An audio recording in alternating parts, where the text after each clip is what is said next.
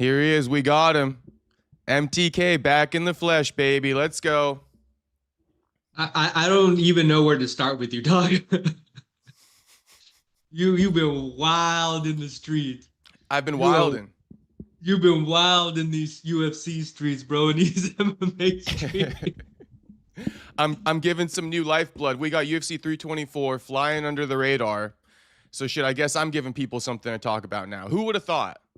I'll say this just as been doing this. I think I told you I first started live streaming on Periscope, which Twitter ended up buying. Bro, I was live streaming for hours. Like we were doing music reviews and like going to events. So when I see you do it, that's what it takes. Yeah. That's exactly what it takes. So I mean the sky's the limit for you at this point. Shit, my man. That means a lot coming from you. It just is. That's what it takes. Like, man, bro, look at fucking Blueface got out of prison. He's live streaming for, you know what I mean? Like, that's just what it is. And you got to dominate the headlines. Game. Right. Yeah. I think, a lot of people, it's almost rubbing them the wrong way because they're not used to this type of thing. But shit, the only other option is suppress myself, steer away from the fucking shit. And it's like, I'm over that. I'm like so over that. Oh, you're all in. I'm all in. I'm over that. I'm over all that shit. Yeah. So if you're talking shit on me, then like Dan Hooker said this week, you go low on me, I go lower. So, yeah. But not only that, the Nate Diaz situation and all that stuff, I mean, it's been crazy. Yeah, well, I think too, like if I think about the first time that we really started doing this, I mean, we were just talking about, hey, if we get a couple guys in the chat, now your chat is becoming everything you were talking to and manifested in fruition. Like those guys may not know that, right. And the chat is becoming its own entity. It's taking a life of its own now. Yeah, seriously. So, I mean, the chat does be getting me in trouble sometimes, you know what I mean? But I think it's all good. I gotta, I think they're also giving me some viral content. Like, to be honest, that guy I was beefing with, I wouldn't have even known about that if the chat didn't tell me to go look at the video. So there you go. I would have. They're becoming your street team. Exactly. Actually, I got a name for them. You know how you were saying like, what should we name the chat? Yeah. The streets. Oh, okay. And you know what I am? I think last night we came up with this. This is just on some joke shit. Oh, I'm one take Vato. I'm one take Vato. And then the chat is the streets because fucking, I hop on this bitch and it's one take. It's no edited videos. It's not this like produced stuff. It's one take. So somebody in the chat was like, I was saying drop the ones in the chat last night because I'm Mr. One Take. And then somebody's like, one take Vato. I think it was Otto. All right. Yeah, one take Vato just for the joke. So we'll have the streets is talking in the chat. Yeah, the streets is talking. Now I will just set this straight right here. With this podcast, it is more me and you style, right? So the chat won't be so dominated in these streams, but we are going to acknowledge it at certain points in the stream. I guess we can do it real quick right now for the early viewers. And then I think maybe towards the end, we can look at some of it, or as we finish topics, we can see what the chat's saying. Okay. But yeah, right now, we got Jew in here saying, let's go, boys. See, Jew's the original. He that's the usual suspect right there. Bro, like probably the first original. Right, he was on the street. He was the first one out on the street. He was just by himself for a long time. Right. We got James Steele saying, damn, we got an early one. Hell yeah. Yeah, shout out. We got the early stream. What's good, boys? And that's the late night crew, too. You got the late night streets. You know what I mean? Like, yeah. That's why it's perfect, up, right? After dark type shit, it's the streets. In the alley. Facts. We got Otto saying, yo, I hope you're having a great one out there, and I hope everybody else is too. I'm glad you're on this early. Yeah. So you're going to have a different daytime, nighttime, afternoon audience, I think we got a lot of the East Coast boys popping on right now. Yeah. So what's the headline? Do you know what the headline is? Oh, I see it right here. UFC 3. Okay, so we got UFC 324 preview. Nick Diaz beefing with Nate Diaz. I got my beef with the YouTuber. We're going to talk about all this. Michael Chandler is in shambles. What should we do first? It's interesting too, because I saw a few other topics even after all of this too. I love, let me just add a couple in there. Let me spring a couple. Okay. Because I know last time he's like, hey, where are your topics at? Two of them that I saw today was Justin Gaethje calling out Dana about getting paid. We were talking about this. We've always been talking about this. Mm-hmm. And he said the compensation is still the same. Yeah. No pay-per-view and compensation is still the same. So I mean, to me, that's hella foul. I like that Sean O'Malley. Your girl Kayla's not on. I know. I know you were so hyped. Shit, we dodged a you bullet. Were hyped. We dodged a bullet. You were hyped. You were hyped for that co-main event. Just so everybody in the chat knows, he could not wait for that co-main event. He had it circled on his calendar. I was crying myself to sleep when I found out that fight was off. I bet you were. I bet you were calling Kayla, and I bet you were in her DMs. I know. No, I mean, hopefully Kayla's doing okay. If you want me to give a reaction, the only thing that I really have like feelings about is Kayla's video where she posted herself like crying and shit. I'm like, damn, Kayla, like what the hell's going on there? I mean, she always kind of gets a little emotional, right? She wears her heart on the sleeve. I guess so. Yeah. We don't know what the injury is though, right? Yeah, they haven't really. I don't think they've like publicly came out and said anything about that. And then, and just to kind of say on UFC 324, I mean, Paramount, it's a stacked card. I mean, just looking at it, I could watch. I think there's 10 fights, right? I haven't counted. I'm pretty much going to be locked in after the first fight, and I've been told that the first fight is going to be a banger too. See, I'm pretty much locked in after that first fight too. Yeah. Like all of those fights, I mean, those are just bangers, dude. Like if you're a real diehard UFC fan, you're gonna know who these fights are. You're gonna kind of know what's going on, kind of some of the backstories. I mean, Charles Johnson's on there, Michael Johnson. Michael Johnson, Alexander Hernandez, bro. Alexander is someone I've been keeping my eye on, and Michael Johnson's a great test for him. Yeah, Alexander, I'm not sure if he's fought since that one win over Diego Ferreira. No, he hasn't. But that Diego Ferreira knockout, that was really nice. And he was coming off a knockout over Chase Hooper in the first round. So actually, Alexander Hernandez on a 4-fight win streak, coming off of 2 knockouts. Now he's getting Michael Johnson. Michael Johnson with who is it, Zellhuber? Yep. So Michael Johnson, they're both coming off excellent wins, in my opinion. And so it's that classic tale: rising star, veteran. Mm-hmm. Let's match him up. And he taught Zellhuber, hey, there's levels to this, because I had Zellhuber, and Michael Johnson pieced him up on like 4 different angles of a fight. Right. I mean, he really did a good job. So I think I thought that Chase Hooper was on the rise, and Hernandez caught him. Yeah, Chase Hooper is a great fighter, and I think he's still going to be on the rise, but being that fucking Hernandez stopped him, that says something about Hernandez. Next fight, Alex, we don't need to go through all of them, but some of these fights with storylines, let's just talk about the ones with the storylines. Okay. Alex Perez, Charles Johnson. I'm actually curious your thoughts on this one. So let me give you a little preface. Okay. This Saturday, if you don't know, Joaquin Buckley and I will be conducting the UFC 324 live stream and fight companion right here on the channel. Okay, I'm bringing that up because it's a little bit of a preface to what I'm about to say.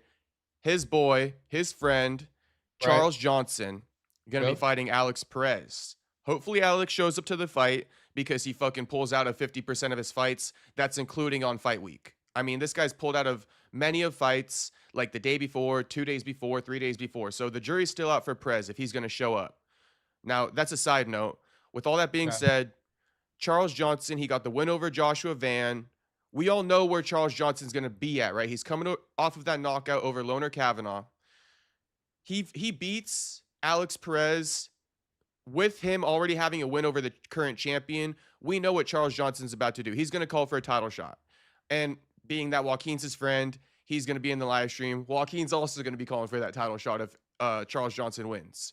My question to you, does Charles deserve the title shot if he wins? Look, I'm a big Charles Johnson fan, but I don't think so. And it's so crazy no one could have predicted this a year ago when Charles Johnson's got that KO 3rd round versus Joshua Van. I thought at that time Joshua Van was winning the first 2 rounds, and every time I was like, oh man, Charles Johnson, don't get caught. And he caught him. He turned it up and he caught him. And the trajectory went like this after that fight. And Charles Johnson lost that next fight, I believe. And I remember that Temirov, remember? And if he wouldn't have lost the Temirov fight, he probably would be in the top 5 right now. And I felt like he kind of did himself a disservice by not stealing around in that fight. And letting Tamarov being able to take it from the, leave it to the judges and take it, because bro, he was in the top 15 and then he got dropped out and then he got back in. Now he's back in the top 15. He needs to win this fight to get in that top 10 to steal Perez's. Like, he has to win this fight. Yeah, let's actually see where he sits right now. Do you know where he is in the rankings right now, currently? He is, I believe he's 13 now. That's crazy that he's so low. Bro, they pushed him out. Yeah, he's 13. Loner Kavanaugh's 15. Yeah, Perez is he 11. had dropped out and then he got back in just due to people had some of the losses. So this is like a Mando win for him, bro. Like, Perez, he hasn't really been showing up. I think Charles Johnson's hungrier, but I don't think he deserves the title yet. Okay. I hate to say that because I've done the interview with them. Like, I'm a huge fan. I agree with you. I agree. I don't think he deserves the title quite yet, in my opinion. I mean, I think it's more so, let me just say it like this, if he were to finish this guy Alex Perez, I guess there's two problems for me. Two problems is this. One, they're too low ranked, right? Charles Johnson's number 13, Perez is ranked number 11. There's like all these guys above him. So even best case scenario, you knock out Perez, it's still you're still too low ranked. You ranked out number 11. How's that going to warrant a title shot? Especially with guys like Tatsuro Taira in the mix, coming off a win over Brandon Moreno, right? Manel Kopp coming off a win over Brandon Royval. Right. So that's number one. And number two, what I would also say to Charles is, now I can't, this is just the game. So I'm just bringing up how the game works. But it's like for Charles, I think he's missing about 50% of the game, which is the art of promotion. And the sad thing is I think he's actually thinks he's doing a good job at it. And I don't mean this to be shady, right? But I think the stuff he does on X and Twitter, that's what he thinks he's doing to grow his name. But I don't think, the UFC even wants to put him in a position to be a champion because nobody knows him. Yeah. And I'm trying to say that so Charles can maybe identify this and fix it so that the UFC does want to put him in a position to be a champion. Because like we've been saying, right? The UFC wants Taira to be a champion. Japan, that whole market, they want Taira to be a champion. They would be okay with that. Even Manel Kopp, they would be okay with that. He's got the marketability behind him, right? He's popular with the fans. He got a country. He's popular in Asia. He, I think, where is he from? Bro, him and Joshua Van right now, these past 30 days on Twitter has been crazy. Yeah, so they're gonna fight too. But that would be what I got to say about Charles. I think that one, he's too low ranked. Even best case scenario, knocking out Perez, I don't think you're gonna get it. And number two, I think you really got to figure out how to promote yourself. In some type of way. Yeah, it's interesting because like Joshua Van, I felt like after Pantoja fight, his social media has changed, especially even on Twitter, like really leaning into, hey, talking shit to Manel Kape. Like, I didn't see that side of him before this fight. Yeah. And so, so either he hired someone for his social media, which is sometimes that's what you need to do. If that's not in you, hire somebody else to kind of create this like image for you. Because you don't need to do it yourself. You could hire somebody at this point. Yeah. And I like how Joshua Van does it. I told you that from the beginning. He brings a different type of aspect of promoting. Pretty simple, right? Couple middle fingers, couple little memes, making him look like he got tits and stuff like that. It's funny. He's not doing this this crazy stuff that some other fighters have to do. He's leaning into it, right? Yeah, he's leaning into that, way, like his way. Yeah, he's leaning into that talking shit, like, swag, energy, and that's what the fans want. They want to see you and Manel Kape go back and forth. That would hype up the fight. Keep building it. Keep building it. Keep building it. Yeah. You think this card's flying under the radar for the first Paramount, to start off this whole era? So I watched the football these past wildcard weekends. I don't think so because CBS has been promoting it all the NFL fight. Bro, they're gonna promote it this Saturday and Sunday. You know what I mean? So like CBS is doing their job to get more fans to subscribe to Paramount Plus. Bro, what? I don't know how many people watched NFL playoffs last weekend. 20, 50 million? When has that ever happened? Was it a commercial or something where they're like Yes, previewing multiple commercials. Okay. Multiple during the game, like literally fourth quarter, most fans on there. Even the announcers were like, "Hey, make sure to tune in 324 this weekend. Subscribe to Paramount Plus." Bro, I told you this before. CBS knows exactly what they're doing, and they're gonna have a lot of eyes on their real, like the NFL as a product to counter promote to this. I like that. So they're using the NFL as like a platform to bring over some of those viewers to the UFC. And I'm sure they'll do it with the UFC too. They're going to talk about the NFL, you know, this Sunday, right? Tune in tomorrow on these UFC commercials.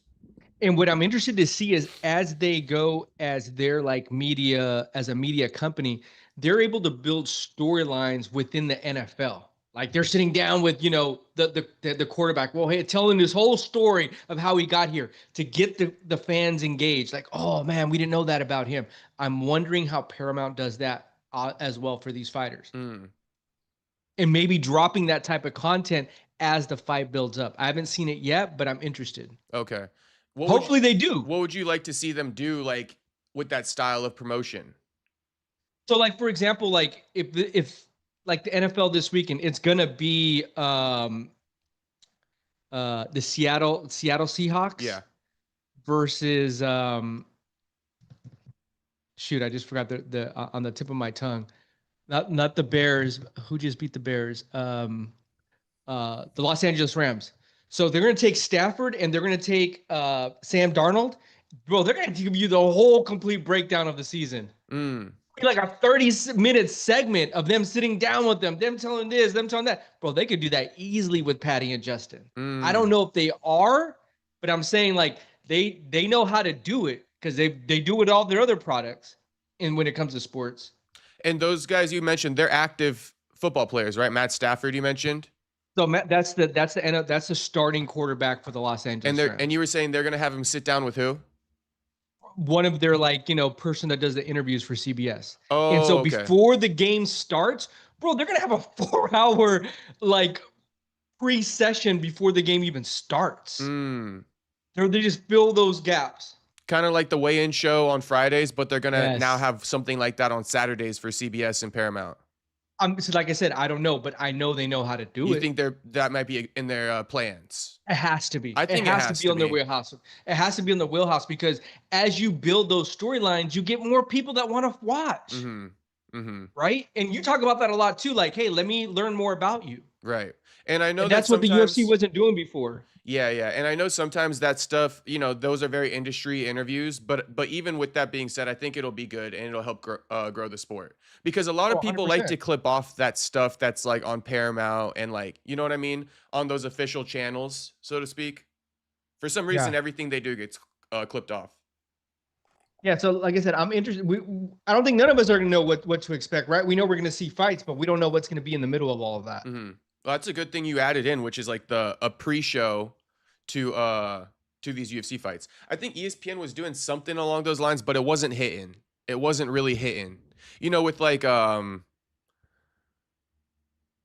honestly, like what's his name, Alan Joe Ban or something like that. He's been doing it. Yeah, for ESPN. Yeah. Honestly, though, it's almost like you're missing. Why buy the product and put it on your platform and not take advantage of doing stuff like that to try to get more viewers to watch this product that you're trying to now put on your streaming platform? And if you already know how to do it, rinse and repeat, rinse and repeat, rinse and repeat. Yeah, I feel you. So we'll see, right? We'll see. Yeah, we'll see. There isn't much spiciness though. Maybe we'll get a press conference going today or tomorrow, and there'll be some spice. With that, though. But I would like a little bit of heat going on with some of these fighters. But there's respect between Justin and Paddy. I think that's why we're not getting it. Yeah, and then I think too, you're right. You have to. The embedded that's just not enough. It just isn't. It's actually like dying. I haven't watched one full embedded all week. How about you? Nope. Yeah, I mean, I used to be a loyal watcher of embedded. It used to get clipped all the time, put on Instagram. I don't see that shit anymore. Yeah. No, it's I'm interested to see how this rolls out though. That I'm intrigued to see how it rolls out. Okay. Now let me see. I think there was another fight I had an opinion on.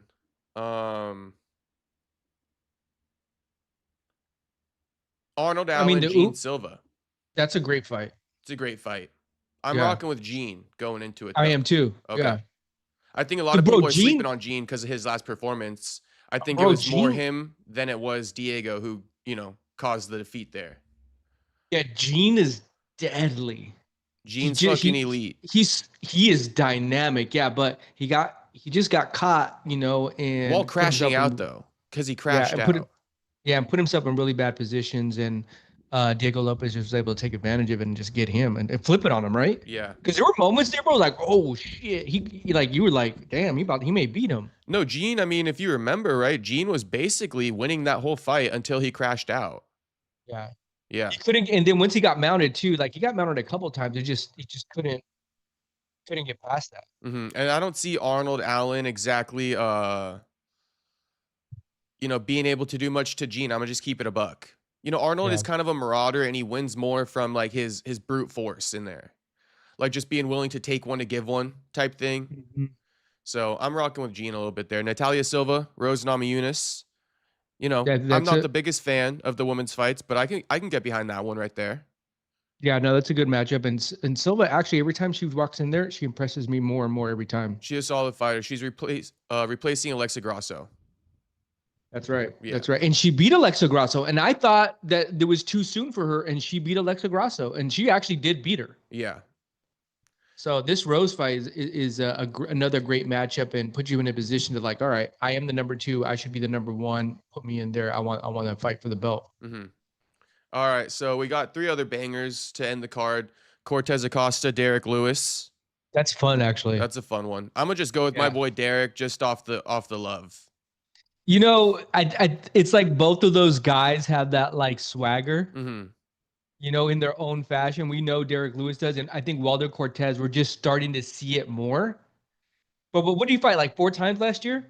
Waldo, yeah, he fought a lot last year. Bro, like, I love that. He lost, he came back. I love that, too. I like a fighter that loses and comes back. He did the eye patch thing. Like, he's a guy that you would love because he's leaning into it. Yeah, 5 fights. That's crazy. And then fighting in January, too, that's actually wild. Yeah. And so this is a great, even though he has when he's number 5 and Derek Lewis is number 8, which he's putting his number on the line to say, all right, let's run it. But he's about that money, bro. He's hungry. We all know hungry. He's living in an apartment with his wife and multiple kids. You know, he's trying to get out of that. So respect to Waldo, for sure. Respect to him. I can't believe he's returning this soon. He fought twice in November, already back for the first card of January. I mean, you got to give credit where it's due. Pay him. Yeah, you should pay him some serious money for that. Wow. Sean O'Malley, Song Yadong. How you looking at this one? I'm going Sean O'Malley. I think I'm rocking with Sean. Yeah, I mean, he loses this, but this might be the greatest like fall off I've ever seen, bro. If Sean loses, bro. Sean loses, bro. That's gonna be catastrophic. That's what I mean, right? Bro, like they were saying he was the next Conor. The homie's like, he has to win. And he used to be in the headlines too before before those 2 losses to Merab. He was in the headlines every week. You know, the podcast he had dropping every Monday. I mean, people were clipping that shit off every week. He dropped all of it after the losses. And now, you know, Sean isn't really as talked about. Now, if he loses, it's going to get even worse. When was the last time you watched a Sean O'Malley podcast? Bro, I haven't. And like, since he canceled it, since he lost to Merab the first time and canceled it then, it just lost so much momentum. Right. But I used to watch this shit every Monday because it was free headlines, free clicks, free views for me. I had a direct incentive, you know? Yeah. But after he kind of like took that big old break, it like you know, like that habit thing, like you do something for 2 weeks in a row, it becomes a habit or something like that. Yeah. The habit, you know it's gonna be gone. Yeah, the habit of watching Sean, I lost that habit. But it used to be it was kind of funny, right? Yeah, it was kind of funny. He had his characters too in the back. Yeah, the fucking roommates and shit like that. They give some lifestyle advice like nutrition, sleep. What was the guy they left at the club, or the guy they left in the hotel not room? Steiny, but it sounds like Steiny. Schmitty. Schmitty was going viral too because he almost fought like I think Marab or something like that. Remember, Schmitty was like, "Bro, you didn't invite me to the club, and I was doing the most. Right. Like I was talking shit to Marab. Like fuck you." Yeah, that shit was funny. That shit was too good. That shit was too good. They were blowing up. Yeah. Okay, so yeah, I am rocking with Sean. I think that song, he likes to box too much anyway, and he's gonna It's a walk in. perfect, Yeah, it's a perfect matchup perfect for style. Sean. Yeah, perfect style for him to kind of get back in that win column. He needs a win. And I don't know if I've told you this before. I might have said it in the stream or to you. That's why I don't know. But the thing about the UFC matchmakers, going back to that, you know, the Henry Cejudo fight and the Peyton Talbot fight, that card, Joshua Van Pantoja, Okay. that last pay-per-view card, basically. Yeah. The UFC, they're very slick with their matchmaking. They can, this is what I said before. They essentially fix fights without fixing them. But when I say they fix it, it's that like these matchmakers, I'm giving these matchmakers a ton of credit. They're super, super smart. They'll feed these guys these matchups that look like it's even, but these matchmakers know the X factor that's going to get the guy the win that they want to actually win. Yeah. Like, I think they knew, like Peyton Talbot, Henry Cejudo, people are going to doubt this matchup because Peyton Talbot lost to a wrestler in Ione Barsalos. So let's book this. But then they also saw where Henry struggles. And they're like, Henry's not going to be able to beat Peyton Talbot because Peyton Talbot got these nice hands. So they booked that fight expecting Peyton to win, and he did win. Yeah, and it was a good fight. And it was a good fight.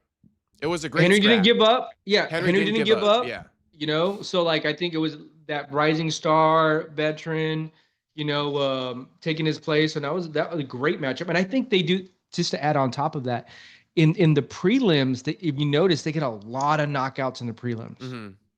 So they kind of know what they're doing too there in the prelims. They know like, hey, if we put this guy against this guy, the probability, and I'm sure they're using like some of that AI metrics that they're probably getting from Meta or whatever, you know what I mean? To be like, hey, what would be the probability of if we styled these two guys together? 90% knockout. You know what I mean? They probably know those numbers behind the scene too. And I think that's why Dana always waits. Like, we got to wait till Wednesday because these matchmakers could throw him an idea, a matchup that he didn't fathom because he's not looking at all these analytics and stuff like that. Yeah. So I think that's also why Dana always says that. Yeah, and then eventually you'll get to the point where like, you know, Islam, you know, fighting JDM, and you're going to get someone that's just going to take him down. You can't, you get to that point where, you know, it's a takedown game. Right. Now the main event, Justin Gaethje, Paddy Pimblett, 26-5, 23-3. Lots of stuff behind this fight. You know, these guys don't deserve it. Arman should be up in there. But, you know, aside from that, fighting for the vacant title, who we rocking with? Paddy plus or minus 235 favorite, Gaethje plus 190 underdog. I'm taking Paddy. I believe it's his time right now. I think it's his time. He has that mouth. He has everything you want. Exactly. He has everything you want, because if you want to hype up the next fight, we got something cooking with Ilya. Oh, shout out to Ilya. Yeah. He guys definitely has, and he has that mouthpiece on him. He's dangerous on the ground and on the feet. Mm-hmm. Like, don't get it twisted on either side. That's my one thing. My complaint about Gaethje is he's not dangerous on the ground.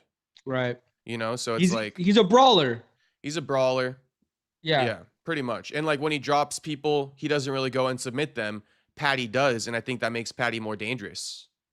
And I think too, it's almost that old school stylistic fighter. Mm-hmm. Him and like Max, and we can probably throw another 3 or 4 guys in there. They have this very similar style. Mm-hmm. Like kind of just, you know, good athletes and good fighters, but the all around, you know, complete package. And I think Paddy is. Mm-hmm. When it comes to like ground, stand up, cardio, kicks, all of the above. Mm-hmm. Yeah, so I am rocking with Paddy as well going into this one. Then we got Ilya. Did you see that Paddy said, like, you know, because Ilya said I'm gonna return in like April to June or something like that. And then Paddy said you wait June or July. Yeah, I like that. I like that shit. That's what I'm talking about. My terms. You've been out for a minute. I'm not coming back that soon. You don't get to call the shots. Yeah. You know, I wouldn't even be mad at Paddy if he said he ducked him. Yeah, and I think that you're resetting the table, as they like to say. Mm-hmm. You know, you took off you took off his salt and pepper. You put on your own salt and pepper. Mm-hmm. You take off all his plates. Put a whole new thing up there. You know, like Mm-hmm. Ilya who Now Ilya got to fucking come back at him. come see me, right? Yeah. Which is great because we know he will. Mm-hmm. He We know definitely he will. will. I think it's gonna And happen June, White House. probably right. Got But to, bro. I think either way, that or the Armin fight. I mean, those are all money fights. Yeah. Now Armand stealing headlines left and right this week and last week. You know, he's doing all the right things. He's everywhere. And it's not to say, you know, everything we've said about him in the past, I stand on, right? But, you know, now he's doing all the right things. Just fight one more time, Armin. Fight one more time. Say fuck it, and you're next up. You know, just say fuck it. Yeah. One more time. Then you're in there for the belt. You might as well anyway and keep the activity going because Ilya is going to fight the winner of this fight coming up this weekend. Yeah. You know, so who is the next kind of guy up? In fact, Armand should return when Ilya returns, and they should fight on the same card. You feel me on that one? Yeah. Because then they call each other out, right? Armand gets a win, and he says, let me get the winner of that main event. So that's what they should do. Like, who would Armin fight, though? Because he already fought Charles. Max is fighting... the winner of that. Unfortunately. I know it's a weird one. You know, Armand's not the most BMF quality fighter. But we got to cut the bullshit at some point. Let me ask you this. What if Benoit gets the win next weekend? What about BSD versus Armin? I'm for it. Okay. Who's he fighting again? Benoit? Benoit's fighting... It's not Barouche. Mauricio Ruffy? Yes, right? Yeah. And he needs to win, but I got BSD. BSD is another guy good on the ground. BSD is really good. Some people in the chat believe that BSD is going to be a champion as well. So if you believe he's going to be a champion... No, that's Dan Hooker. What are you talking about? BSD versus Dan Hooker. That's booked? Yeah, that's next weekend in Australia. Okay, so yeah, I mean, looks like that's what they're setting up then. Yeah. They're already one step ahead of us. You're right. Yeah, so right. Okay. And that's a great test, but I think Benoit's proved a lot to me after that Dustin fight. Yeah. Yeah, Benoit, he bounced back. He switched teams. And he lost to Mohicano too, that's right. So that was a bad loss though. What the fuck? Oh, it was a bad loss, yeah. So he's on a 3-fight win streak. He beats Dan Hooker. He's right back in that mix. And then if you try to go after Armin, and I think Armin probably would win it, but the match, I'd love that fight. I think that's a great matchup. I think that's the one. It also makes more sense because I think Armand's more focused on that championship belt anyway. You know, Armand's been a big headache. It might not be the best idea to put him in there for the BMF belt, and then for the lightweight championship, he's going to start log jamming things.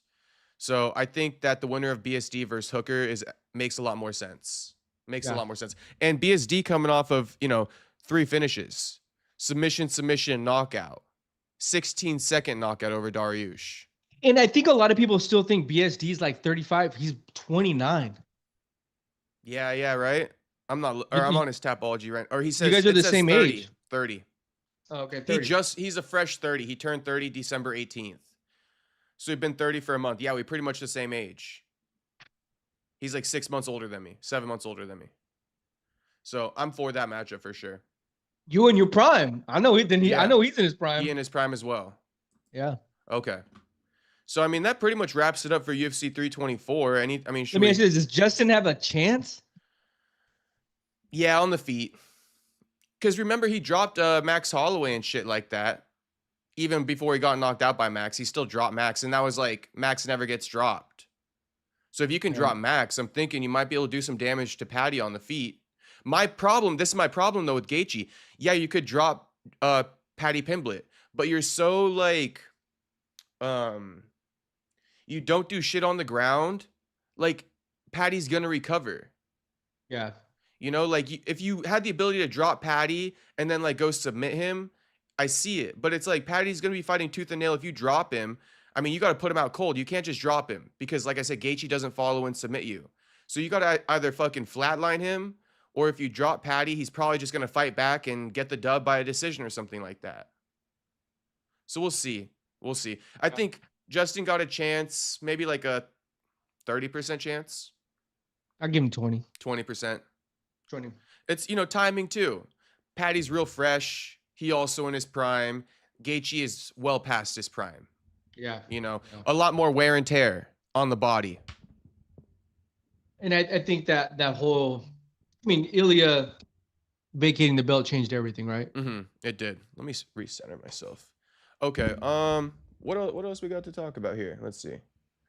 Oh, do you want to talk about this whole Nick Diaz beefing with Nate Diaz thing? Yeah, so kind of fill me in. Like, I know a little bit, and I've seen what the clips, and I've seen you kind of like going into it, but it's. So you're gonna love this. Okay, go. Nick Diaz has been watching you and I speaking about him on a weekly basis. You know how we've been reacting on the podcast, right? Yeah. Nick has been posted when he was in rehab. Yeah, he was posted up in rehab watching all of our videos come out. Well, you were the first. Hold on, you were one of the first. You dropped that video when he was smoking. I don't know if it was crack or meth in Vegas off like the strip before he went to rehab, like a year ago. It all started back then, and yes, I was the first person. Right? I remember that because that went viral. And people didn't want to believe it was Nick for a long time. Now that's common knowledge. But yeah, so that's just proof, and ever since then, we've covered it every step of the way. So that's why I spoke to Nick. That's why I got the exclusive, because we've been covering this. Nick's been watching all the updates. We're the only ones doing it. No one else is covering Nick the way we're doing it. So when he got out of rehab, he was like hard pressed to tell me like, yo, man, can you stop talking bad about my girl? And then that's where he also cleared up that video that I posted that got him in rehab in the first place. So that's where the exclusive came from. A lot of people are saying that one dip fuck that I'm beefing with that I guess we'll get into next. But he's trying to say, like, I don't know why Nick would be messaging Parry Punch. He's not a big major platform by any means, as if that means anything. You know what I mean? I've been covering the fucking topic. You're not a small platform. Yeah, like, bro, I'm bigger than you. What the fuck are you talking about? Yeah. And but all I'm saying is that the reason why Nick reached out to me, because homie's questioning it, is because I was the first person to post it back then. I was covering the entire story leading up to it. And so Nick wanted to reach out to me because I'm the one putting information out about him. Why the fuck would he reach out to you or anyone else? You guys aren't putting out information about him. You know what I mean? He's trying to reset the narrative with me and you know what I mean? From our podcast clips. So that's where it all originated from. I remember us even talking about him going to rehab in Mexico. Right, and he feels as though like he knows that I'm the one who posted the video that got him put in rehab. So like this is why people are, he's reaching out to me and shit like that. Might have been a catalyst. Yeah, but again, it's not my fault, bro. Like his girl put that shit out there. And that what's crazy is okay, so hey, that's the same girl he's with now? Yeah. Oh boy. So let me break it all down for you. I'm gonna give you this whole thing. It might take me like 5 or 10 minutes, so just fucking sit tight, I guess. All right. Long story short, after that video got posted, if you remember, Kayla posted on her story saying like, oh, addiction will eventually get to you, blah, blah, blah, blah, blah. So she was against him in that period of time and his drug use. She wanted to get him into rehab, so she did, right? She was cool with the family. So her and Martin Sano basically helped the family check him into rehab because he was kind of in denial. He's always been in denial, right? So that's how he got into rehab. Nick was doing well for a long period of time. Turns out while he initially got into rehab, Kayla stopped wanting to talk to him. So the family was reaching out to Kayla, being like, come, visit Nick, visitation, answer phone calls, come support him. She didn't want to do that for whatever reason. I'm not saying she wanted to break up with him. I'm just saying the word on the street, what I'm hearing is that the family was trying to connect them to while Nick was in rehab for emotional support. She wasn't answering calls. She wasn't showing up. So it gets to the point where Nick's also finding his sobriety in this point in time.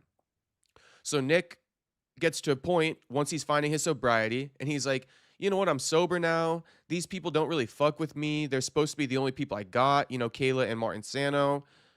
I'm over it. Let's kick them out of my house. I haven't even seen them in months. Right? I haven't even talked to them in months. They're ignoring all your guys' calls, meaning my family's calling them to come see me. They're ignoring it. So kick them out of my house.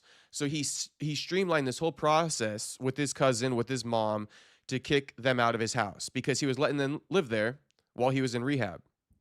Okay. In Vegas? In Stockton.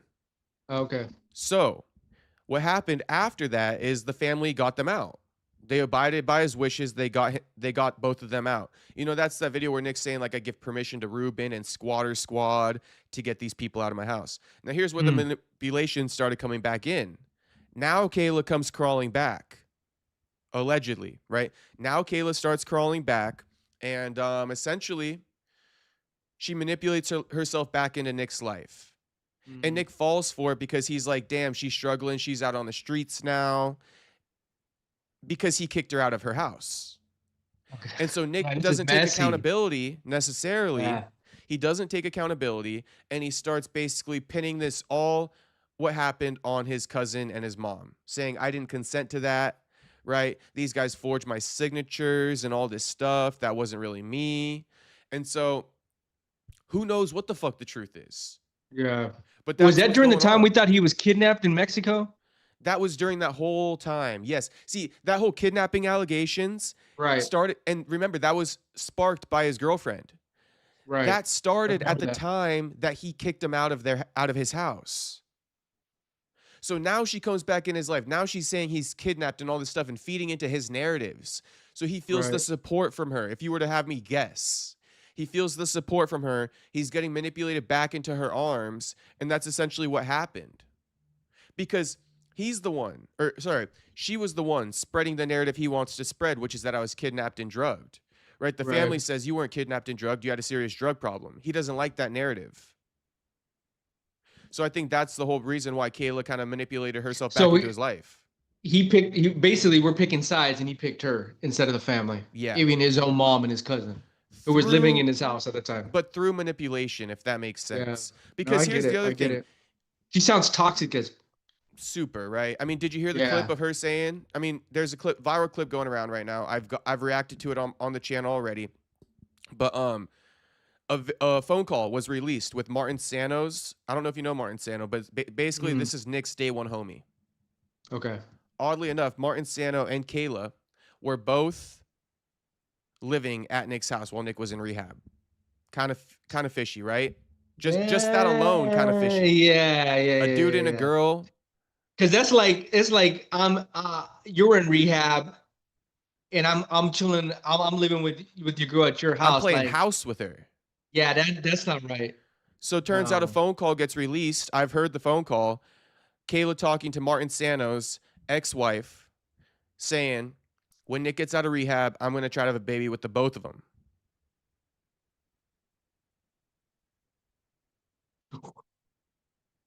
I can't make this up now, right? I can't make this up. Damn. Kayla, so upset about that, especially that I put that on my channel.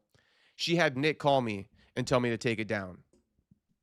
I mean, I'd call you to take it down too. It's still up. As we speak, it's still up. Oh, as we speak, it's still up. Kayla called me right after. Undefeated. Internet's undefeated. And I'm also undefeated, right? I'm keeping it up. I'm keeping it up. That's crazy. I'm not going to cap right now. I got a no caller ID calling me while I'm live talking about Nate Diaz, and this is the third time in a row they've called me. I'm not going to answer it unless you reveal your information. You're calling me on a no caller ID. I don't know what the fuck I'm getting into. Now, I would suspect it's got something to do with what we're talking about right now, oddly enough. But, I mean, you calling me on a no caller ID, homie, I don't like that shit. You feel me? Like, put your fucking number out there. Like, I don't know who I'm getting involved with. No, you got to answer. You got to do a Howard Stern right now. You got to answer that. You think so? Oh, you got to answer it. I don't know what I'm going to get into if I answer that. Watch them be like, you're getting served to go to jail. No, I'm just kidding. What was I just talking about, though? Because that should just distract the fuck out of me. Kayla, her saying she had a kid with, bro, this girl's messy. Yeah, so the phone call. And so, toxic. You know, they were living with each other at the house. Now you got that phone call drop in. That's why Kayla also, I was going to say this. After Nick called me, Kayla called me. Kayla called me asking me to take down the video. She says it's AI. She says it's fake. She asked me why I'm lying. I said, Kayla, did you not say that you were going to try to have a baby with Martin and Nick when you get out? Like, again, these people get mad at me for fucking echoing what they say. Don't say it then. Yeah. You know what I mean? Like, you said it. She sounds ghetto as fuck. So, yeah, they want me to take it down. I'm keeping it up. And I got more to the story. This is what I was gonna But say. we were Nick talking has about brain his brother. damage. But we were talking about his brother. Oh, I know, but I feel like I got to give you this full story so you can understand the context of everything. Yeah. So let's work our way into Nate, but let me end it with this almost for you because I'm speaking about manipulation, right? How did Nick fall back into Kayla's arms? Apparently, Mm-hmm. Nick went to this clinic in San Diego where they test military people's brains. Okay. Also, they've sent UFC fighters there, but so we're dealing with this clinic that's a military type thing, and what they specialize in is like this brain damage from like war veterans, PTSD and CTE in their own right. So the UFC has also enlisted their kind of like services, and I would assume they're paying top dollar to get these fighters' brains scanned as well, these fighters who have issues. Right. And so they did that for Nick. Allegedly, it came back Nick has the top 2 worst brain damage they've ever seen. Now that's across military and UFC. Mm. So they're of this belief that, and I need to tell you this too, allegedly, you know what I mean? Man, you pull one thread, you're pulling. Nick was in psychosis at one point in time before he went into rehab. That means you slip out of reality for a brief period of time. And you add drugs into that. Yeah, and I think that he slipped into psychosis because of the drug use plus the brain damage. Yeah. Right? Yeah. So he did already slip into psychosis. Let's keep that in mind. Now, he's been tested for CTE at this clinic in San Diego, and he had the top 2% worst brain damage they've ever seen. So they're very fearful that Nick only really can identify. Now, Nick hates this. Nick's going to hate this because Nick also called me and said, like, I don't have brain damage. So guys, like, I don't know, man. I'm just telling you what the fuck's being reported, okay? Yeah. But what basically these people believe from having the top 2 worst fucking CTEs of all time is that he can only identify these basic things, hungry, tired, happy, sad, you know what I mean? Horny, I feel loved, I feel angry, these types of things. He doesn't have the ability to colorfully look at situations. I mean, that's what they're saying. I'm not trying to like take this as my own take. I'm just trying to report to you what they're saying comes with having the top 2 worst CTE cases. Right. And so that's why, like with Kayla, if you want me to break it down like that, it's like Kayla, she's given him everything he wants. He doesn't have the ability to see that he's being manipulated. His family is actually doing everything he doesn't want, right? Which is keeping him in rehab, trying to have him find his sobriety. And so all he can identify is, I don't like that. I like this. And you're saying because it's almost the cognitive skills, right? He lost pretty much a lot of his cognitive skills and his ability to colorfully look at a situation. Right. You know how we can kind of read between the lines? You might tell me something at face value, but I could have the ability to be like, oh, he might be manipulating me type thing. Yeah. I think they're trying to say that Nick doesn't have that ability. If you try to manipulate him to his face, he's going to fucking buy it. Yeah. Especially if you're telling him what he wants to hear. And if you don't tell him what he wants to hear, he really goes against it because he doesn't have the ability to be like, they just want the best for me. Like my mom tells me shit I don't want to hear, right? But I know she wants the best for me, so I calm myself down. I don't fucking alienate her. But I think that's what Nick is basically doing with his mom right now. She's telling him things he doesn't want to hear, and so he's alienating that portion of people from his life. And you have someone whispering in your ear, and you're hearing that, and you're listening to that message, that narrative, instead of this other one that's trying to keep you more accountable and help you. I mean, bro, the BJ Penn and Diaz, bro, they sound so similar. They're like the same thing. Bro, it really is. They really lit. I mean, if you watch what's happened with BJ Penn these past since in this, I mean, they're so similar. Drugs, CTE, parents, family, households. Yeah. I mean, the whole 9, right? The whole 9. Yeah. It's basically an identical case, just with slightly different details because they got different families. Yeah. But I mean, somebody in the chat saying like Daniel Freeman saying, nah, Nick ain't that fucking CTE. Nick doesn't have brain damage. I mean, what do you think? Based on everything I told you, do you think he does? Do you think he doesn't? I'm just telling you what they're reporting. Like, how the fuck am I supposed to know? Okay, so let's just take brain damage. Sounds very. What word do I want to use? Rude? Not rude, but just like extreme. Yeah. There's levels of brain damage, right? Yeah. Like he's not brain dead, No. right? But if you've ever been around ex-athletes, football players, and I haven't and fighters as well, Muhammad Ali was an extreme case. And not only that, because he had Parkinson's as well, you added into that. But these fighters that we're talking about, the BJ Penns of the world, Donald Cerrone's of the world, Nick Diaz, right? Not Nate, Nick. Nick. They're already in their 40s, right? They've been hit. How many times they have been hit in the head? Nick does seem slower. Well, every time I see him speak, it does. And I thought he was slower before when he spoke. You know, so that CT and brain damage. I mean, they're plus drug use. Plus drug use. There's something there. There is something there, and I'm saying that more because I care for him as a human being. Right. Like I'd rather him get help, and if help is needed for what he has going on, and if we were just talking, let's just say this was you and me, and we're talking about I have CTE, right? Not even being a fighter, I would hope you'd be concerned. The fact that he was a fighter, the chances are how high now? Yeah. And we know the way he fought. I don't want to see this man going into his 50s, not even being able to talk to anybody. Complete brain damage. Yeah. You've seen what happened with the football players. Junior Seau from San Diego shot himself. No one expected that. We don't need to hear stories about UFC fighters going down that same path when all the signs are already there. And a lot of people have said that in the past about like even Junior Seau. They didn't want to look at the signs. And I think let's not kid ourselves. Let's not kid ourselves here. Let's not kid ourselves. And just to add to that point, almost let's see how I land on this one. But it's like, I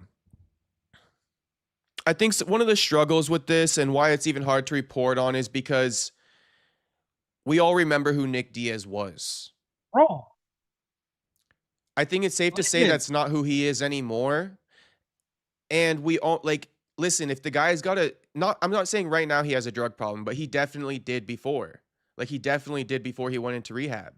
And so I honestly think that we got to all stop being in denial and look at Nick as this guy who had a serious drug problem before going into rehab. And now he got out of rehab and he's slipping into the same routine that got him into this mess. I'm not saying he's going to fucking get back on drugs, but I'm just saying he's kicking it with the same people.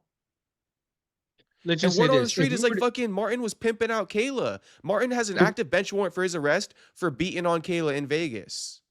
And this is the guy this is the girl who Nick married, and this is the guy who's with them 24/7. I mean, this whole thing is weird.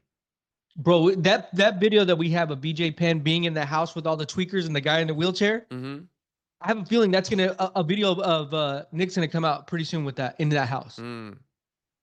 You know what I mean? Like it's going towards that because you're kicking it with Kayla and Martin. If we were to take an algorithm, right, and we were to add ex-UFC fighter, signs of CTE, drug use, toxic girlfriend, throw homelessness in there for a little bit because Nick was homeless for a little bit. Where do you think that trajectory is going to be at in the next 2 years?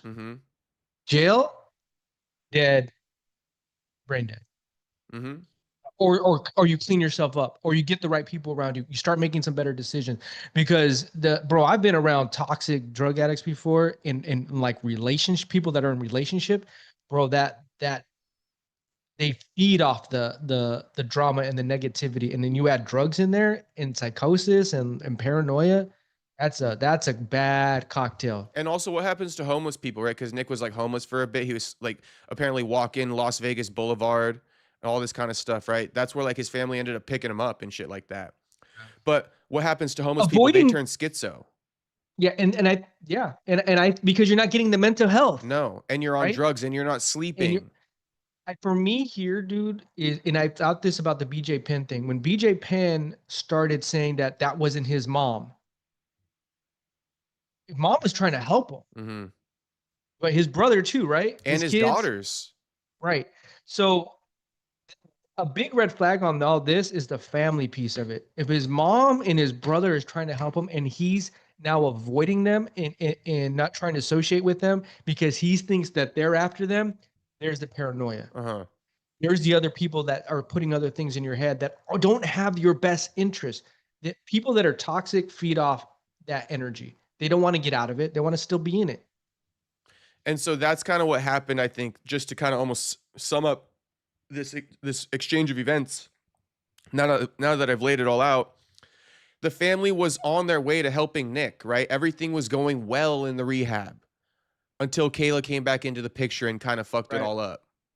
Now, call me an asshole, say I'm picking sides. I don't fucking know. I'm just reporting to you what they're telling me. And, how am I supposed to trust Kayla when she's telling me a clearly recorded phone line of her where she's saying she's going to try to have a baby with Martin and Nick, and then she calls me acting like that wasn't real, trying to claim it's AI. I mean, how am I supposed to believe somebody like this? She lied straight to my face. So, like, I'm sorry, Kayla, if it seems like I'm not really, like, believing your side of things, but I'm not. You lied. You blatantly lied to me. You told me that that's AI. That's not you. You asked me why I'm lying about you. That's AI. Are you kidding me? Again. What? And I think it's one of those things. Let me say this. It could be AI, right? It could be AI. I mean, I feel like the person who was on the phone and shit like that, like, I can't say. All I'm going to say is I don't think it's AI. Okay? There's so many people who have to be involved in that lie for it to be AI. Here, I'll just add this carrot.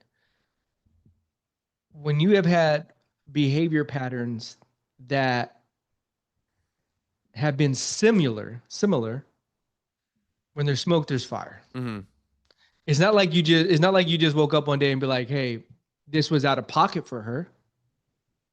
It sounds like this is kind of lines up with, some other behavior patterns. Mm-hmm. Just saying. I don't know. Okay, so I mean, there's so much to it, but I mean, I'll give you more details. Like Martin Sano, he had a court date today for I think beating on his ex-wife. I just told you he got an active bench warrant for beating on Kayla. So I don't know why Martin Sano likes to put hands on women and shit like that, but that's another issue. So the homie that was living in the house with her while he was in rehab also has an assault charge on this girl. Yeah, and his ex-wife. This is all messy. This is all crazy messy. There's so much like drug patterns involved in all this. Is crazy. This dude is also more dedicated to like Nick and Kayla's life. He's got kids with his ex-wife. Completely out of the picture. He's completely out of the picture. He had like his wife's Tahoe that was in her name and shit like that. And what did he do? Because it's in her name, just completely fucked it off. Ruined her credit. Completely ruined her credit. And so this is the guy who's supposed to like help Nick when he gets out of rehab. A deadbeat father, putting his hands on women, and also doing it the mother of his kids dirty as fuck. Yeah, that's not with that whole car thing. Yeah, that's not the homie. And this is the guy who's supposed to like give Nick a good head on his shoulders. And so then or maybe sorry to even cut you off. Keep that train of thought though. But I just gotta say this. Or maybe Nick has $1 million UFC antitrust lawsuit settlement check coming in the mail. And they know it. Or maybe that's the case. Martin and Kayla. Yeah, Martin and Kayla know that shit. Yeah. Maybe that's what it is. It's not. Maybe that's why he's fucking off his family, because he sees this check coming, he wants a piece of it. Maybe Kayla wants a piece of it. You know what's crazy is like I would never have thought a lot of this until I saw the Diego Sanchez hanging upside down shit. Bro, I'll believe anything. Mm-hmm. Like Diego, remember he was on top of the world, and he was swearing to everybody. He was swearing to whoever would listen to him. This guy's my best friend, and he cares about me, and he wants the best for me. Then fucking 6 months later, he scams him for everything he's worth, and he's like, "Fuck this guy." And I think he kicked his mom out too, or something happened with him and his mom. I think he split from his girl and his kid. Like he lost his kid over that for a little bit. And something with his mom, like he totally disavowed everybody that was trying to help him out and went towards with this guy. So we've heard crazier stories, that's for sure. Mm-hmm. And that's kind of what's happening with Nick too, right? He's disavowing everyone who wants to give him that constructive criticism. Yeah. Like point blank period. So just to kind of almost wrap up the whole topic, I mean, it's a very colorful topic, so I might not be fully wrapped up with it, but that whole thing about the top 2% of CTE, they believe that Nick is the type of guy who might need 24/7 care. It's at that stage. That's what I've been told. And is this something that where is this reported at? This is from the conversations I have. So this is exclusive So news from me. You have an inside source. Yes. Gotcha. Okay. Yes. Okay. And so that's what they've been told. You know, Nick might need 24/7 care.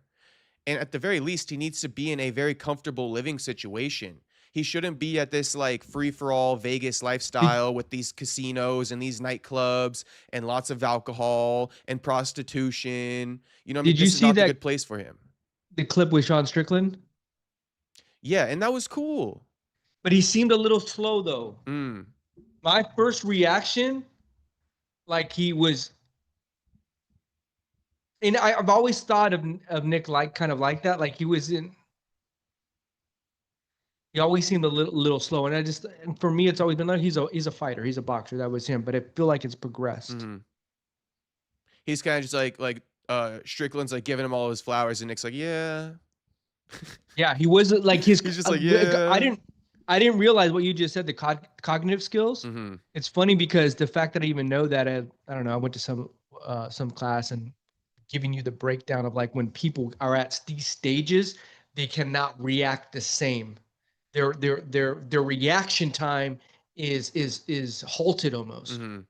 So for them to process that information, and that's when you'll see people that have, you know, brain damage, they're trying to process it, and you'll see them almost doing it, and then they give you a simple answer. Okay, yes. Because they don't really fully know what's going on. They can't process it the same way you and I are processing it anymore. And give a colorful response and be like, yeah, man, I'm happy I'm out of rehab. You know what I mean? I'm trying to stay sober. Just something like that even. I think this will be an ongoing story, right? Just with like how BJ Penn, but I think you and I in the beginning with BJ Penn, we weren't trying to jump to assumptions. We're defending his ass. We were defending him. Yeah. But everything, bro, the minute I got unsold was in that room with all those tweets. I know. It's like, all right, bro, you're making us look bad now. Like people are going to start calling us idiots. I can't do it. Like we can't be getting called idiots now. And that's why, same thing with Nick. It got to that point too. I'm like, all right, I got to fucking tell everyone what's going on here. Bro, you smoking some behind some bush in Vegas. I'm gonna stop right there. That's gonna stop me every single time. So let me tell you this. I mean, when Nick got out of rehab, he basically told me he doesn't have a drug addiction. And so what do you think about the fact of like him being in denial that he's got a drug addiction? I think that's cause for alarm. And that's the first step, right? If you can't identify that you got an addiction, how the fuck are you going to change it? I'm going on 7 months sober, so it's cause for alarm. Yeah. That's why I'm asking for your opinion. Yeah. No, but I mean, I think for me, like, I'll just say myself as an example, you know, just alcohol, you know, you got to be honest with yourself. Because that opens the door and leaves the window open, a smudge, be like, I can do it then. Right. I don't have a problem. So I could do it. I got control over myself. When you have to admit, like, I don't got that control. And how much of the world's out there smoking crack or smoking meth? A small percentage, I would say. Right. Yeah.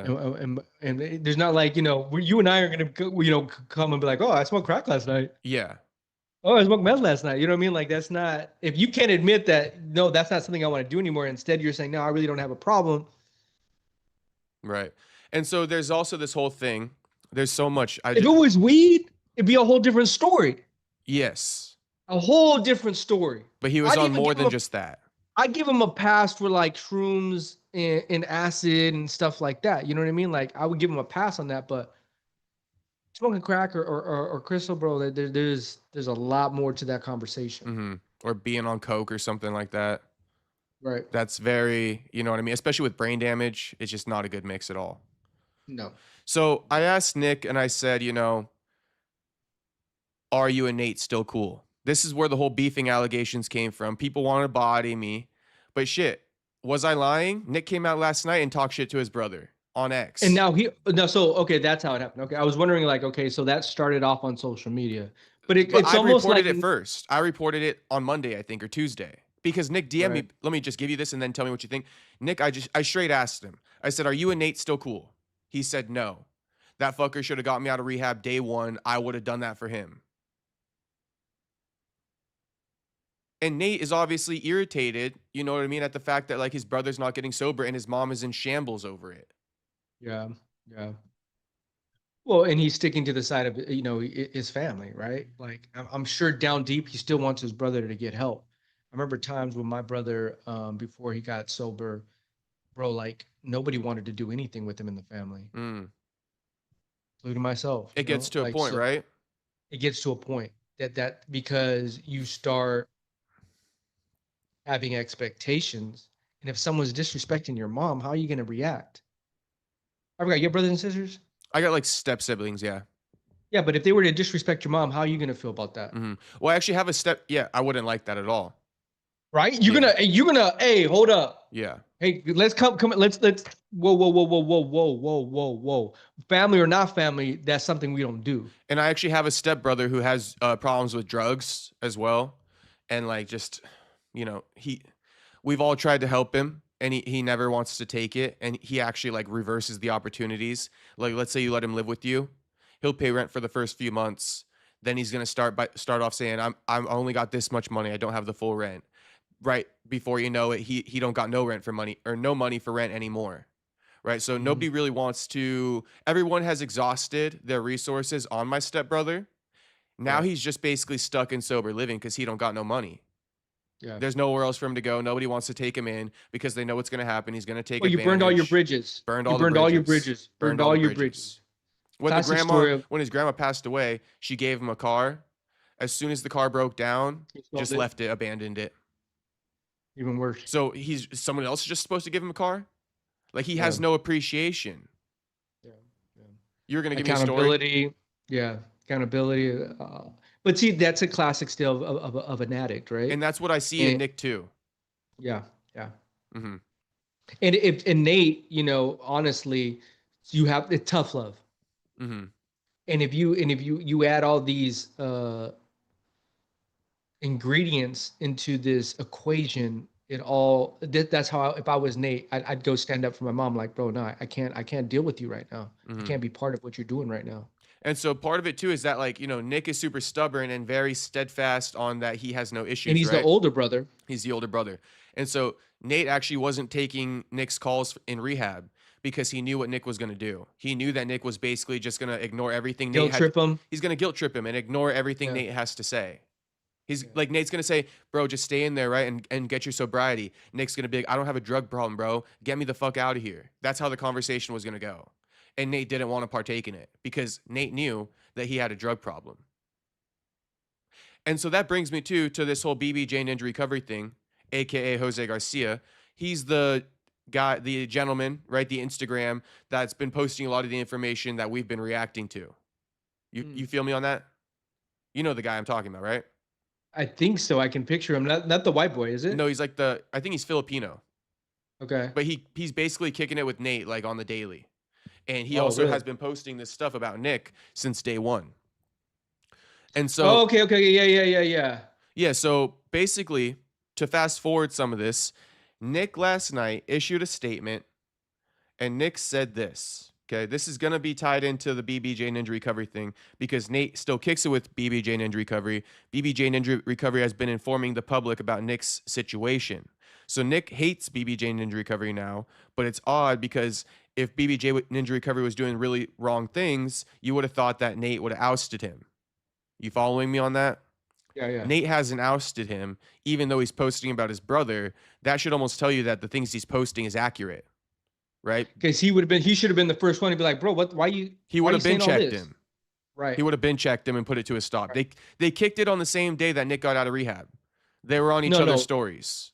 I mean, real talk. Like if someone was doing something to my brother and I knew it was foul and I'm a ex-UFC fighter, I'm stopping by your house. Yeah.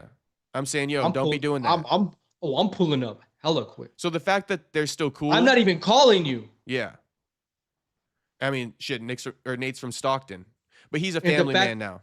But the fact that you're saying that like it's like he hasn't like, hey, bro, come on, hey. It shows let's that leave that, he's let's not leave that lying. in our. Yeah. Right. And so here's what Nick had to say yesterday in response to everything. Now Nick also responded to me. You're gonna hear the word YouTubers. Okay, he's talking to me.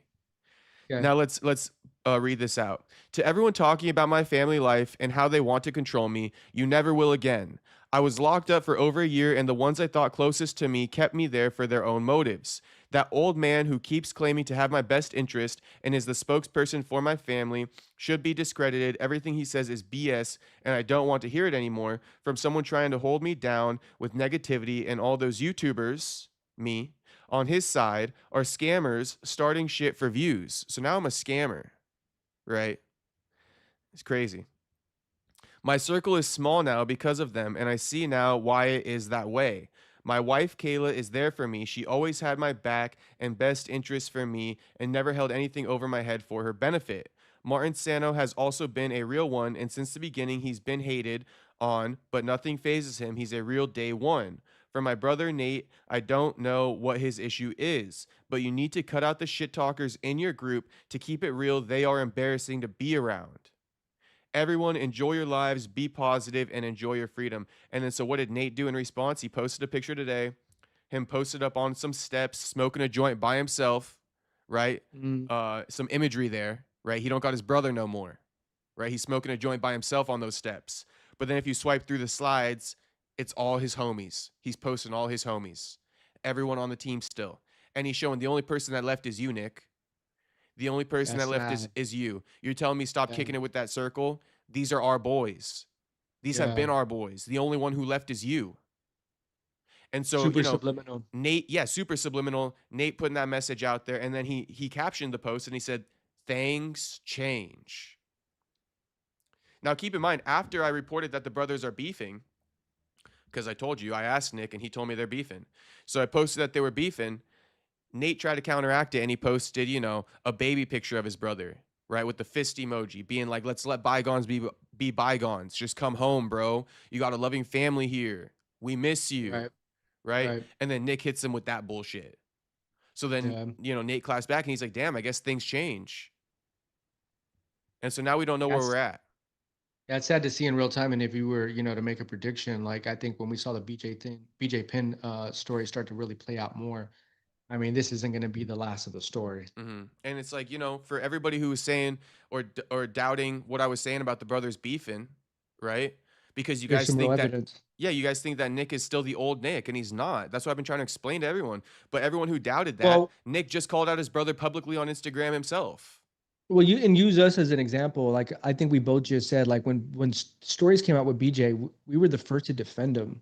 Right. Like, because we look at these guys like they're legends. Like, I have a lot of respect for Nick, but now it's getting to a point where it's sad. And if he doesn't have people that will help him, the future will tell us that he won't be around anymore, because not enough people stepped up. Not enough people spoke out. That's what people that need help, that's what they need, people around them to speak out and try to help. And, and it sounds like his brother, is trying, but it's hard to keep trying. Like you just said with your brother, you can only try so many times. We're like, man. I tell this story all the time with my brother. I used to, when I was younger and a bit more naive, he actually gave me a lot of life experience in this aspect, because I used to think I could get to him. I used to tell my brother, like, this is the game plan. You know what I mean? This is your potential. Like, you're much better than this. You got it, bro. Like, let's just fuck all this shit. Right? And what would he say to me? Yeah. Okay. Yeah. Okay. Yeah. Yeah. And but to me initially, I was like, my brother is listening to me. He hears me. All right, let's move on from this topic. Right? He message received. Right? I'm hoping for the best now. Then I realized, damn, he didn't change. He was just saying that to shut me the fuck up, because he don't want to hear it. So when he didn't want to hear it anymore, I stopped telling him. There's no point. I fucking hate that. But what's the fucking other option? He doesn't want to hear it. And, I guess that's just why, like, even me posting about this stuff, it's just like, I think there is value in posting it. I mean, people need to know what side to be on. And they need to know that Nick has a serious issue that he's battling. Yeah, I'm not saying he's back on drugs, but before he went into rehab, he was near death. Bro, I would probably take it a step further. Circle right back into that is not good. I would take it a step further. I mean,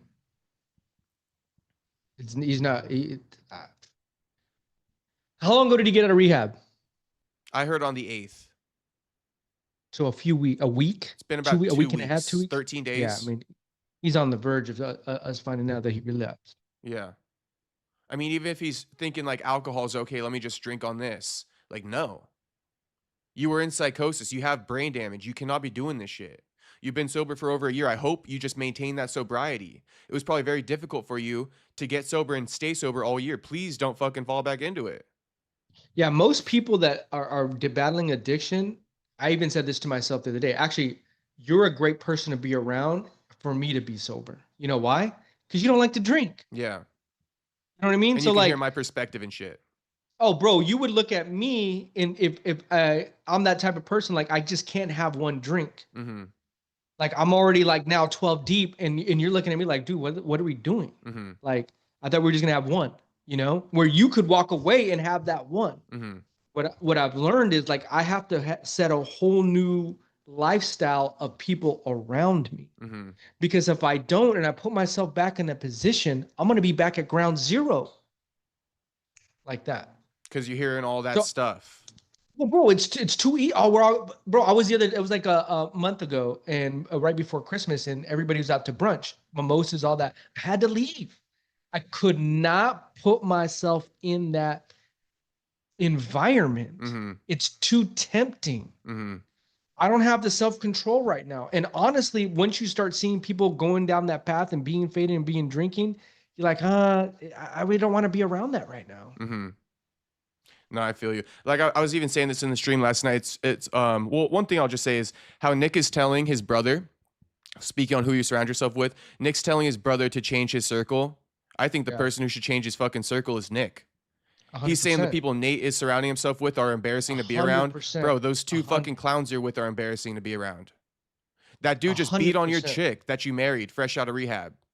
100%. And that's who you're choosing to be around. And people don't judge you by your actions always. Sometimes they judge you by who you surround yourself with.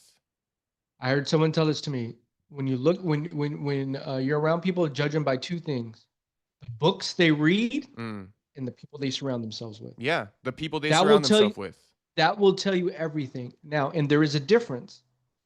If you are the one trying to lead in help them get out of what they're going through, I commend you, Mm-hmm.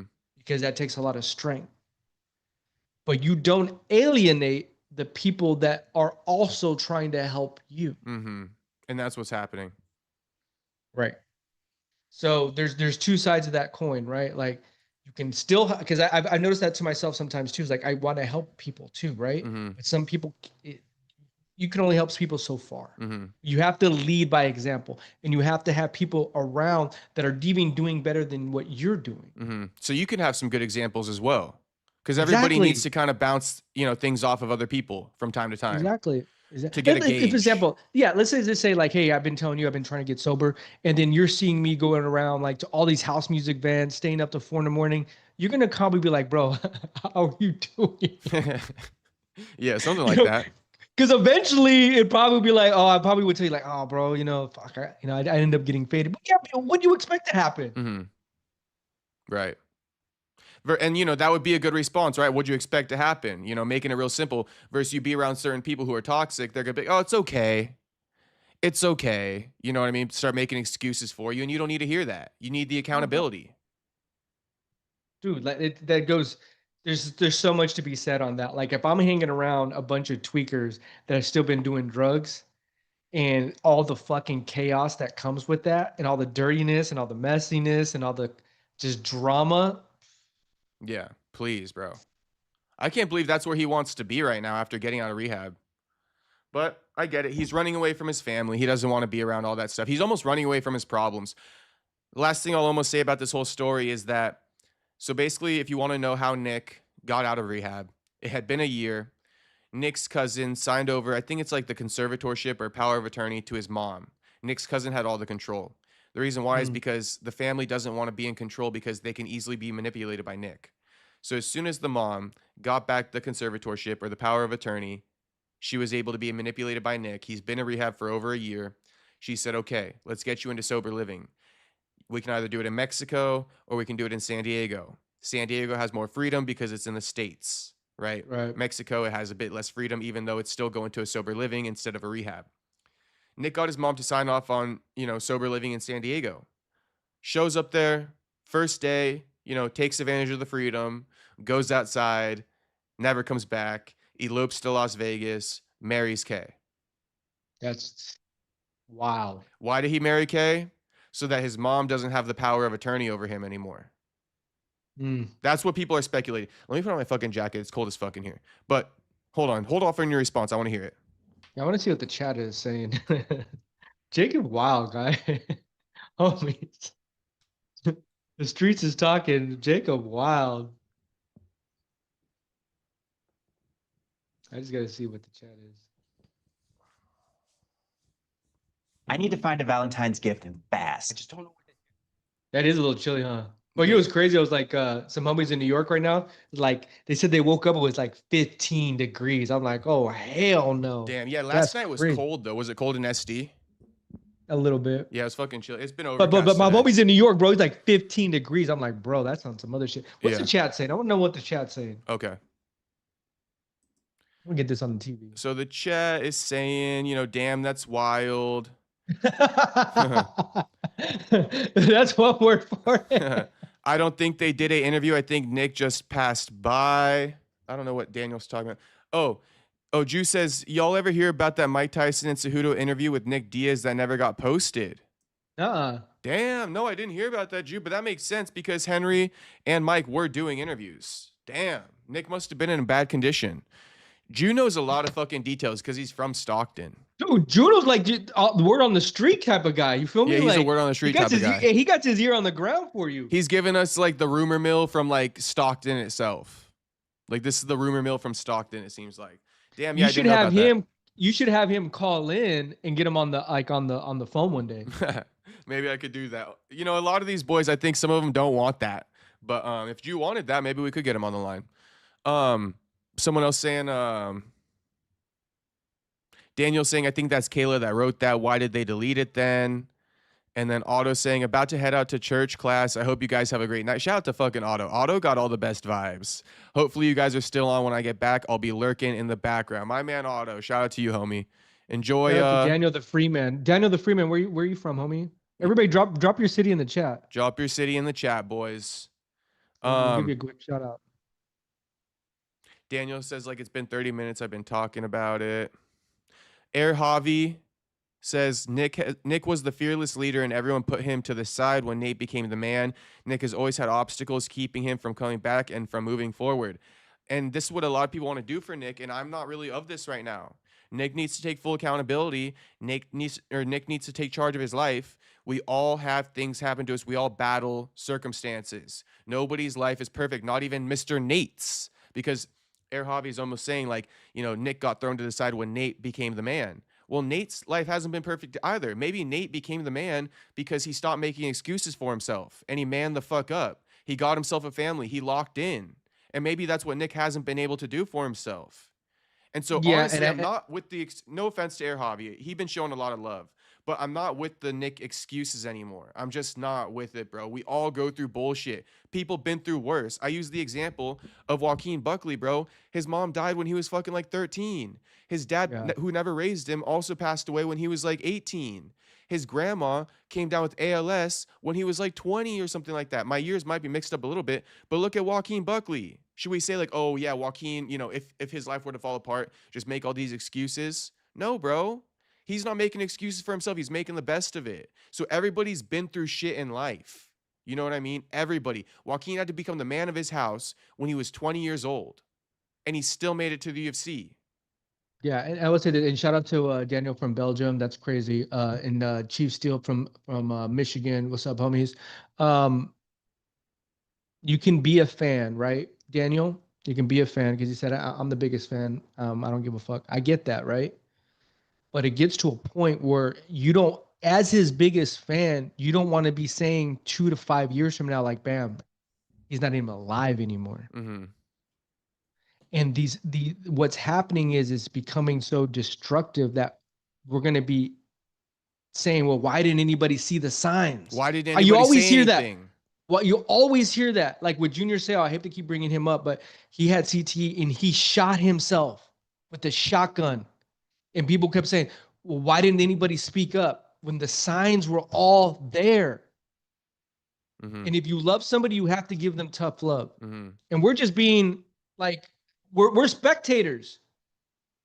We're spectators, right? We're just seeing it we want unfold. him to succeed. We want him to have a healthy life. I don't want him to have these troubles in his life, right? Mm-hmm. So I'll just leave it at that. And I would almost say you're perpetuating it if you show too much support for Nick. You know, you don't need to be glazing Nick right now. If Nate isn't glazing Nick, why the fuck would we? Nate wants the best for his brother, bro. There's some truth to that and too. even, you know, Dan, I'm sure Daniel loves getting isolated, so I'm not even going to apologize for like picking on him because he probably loving it. But Daniel's saying, you know, biggest Nick Diaz fan. You know that kid Chase or something like that from fucking Nickelodeon who's been like homeless throughout LA and they've been finding him. You don't know who I'm talking about? Mm-hmm. There's this kid from like Ned's Declassified School Survival Guide. You're a bit older than me. It was a Nickelodeon show back in the day. A character. I don't think I ever watched Nickelodeon. Oh, you know that one kid, Orlando Brown, then? Not that kid. Maybe if I saw him. I'm like going all over the place. Let me get more specific. And Daniel, look I get what you're saying too. He is sad, bro. There's a lot of pain inside of him, bro. And that's why he used fighting to kind of release some of that anger, right? And you're 100% right. And that trying to get to the root of the problem, but we're all saying the same thing, but we're saying it in different forms. How's that? There we go. But I will say too, like this. Okay, so basically, there's this character. He's like a famous guy. He was an actor, right? Okay. They found him, and he was like the sad thing is, this kid was like a little boy when he was an actor in this TV show. It was like a high school TV show. He's like this young ass freshman on Nickelodeon. Kid. On Nickelodeon, he got like a baby face to him. Now he's homeless. Now he's strung out on drugs, and people discovered him. Now a lot of people, it started going viral, and they wanted to help him. So they tried to help him. They put him in a hotel and all this stuff. Boom. 6 hours later, a video comes out. So-and-so who I bought a hotel, it's been destroyed. They kicked him out. He's back on the streets. He doesn't want the help. We're giving up on him. You know, and the reason why I bring that up is just to say that, like, I think to some degree, not the part about we're giving up on him, but Nick is like that kid now. Nick is not this superstar fighter that we once thought he was. Nick has had a full-on fall from grace, and he was suffering from drug addiction, and he's made it out of it a little bit because he went into rehab for a year. But where everybody's concerned and why everyone's still talking about this, that his past issues, right? If the reason why we're all talking about his past issues, because he did find sobriety, is because he's falling into the same trap that got him in there in the first place. Mm-hmm. You know? But I don't think we should look at Nick like this fucking superstar anymore. Nick is not that anymore. Nick is a guy with a serious problem that he got help for and that he recovered from, but now he's back in the same fucking spot he was before he went in.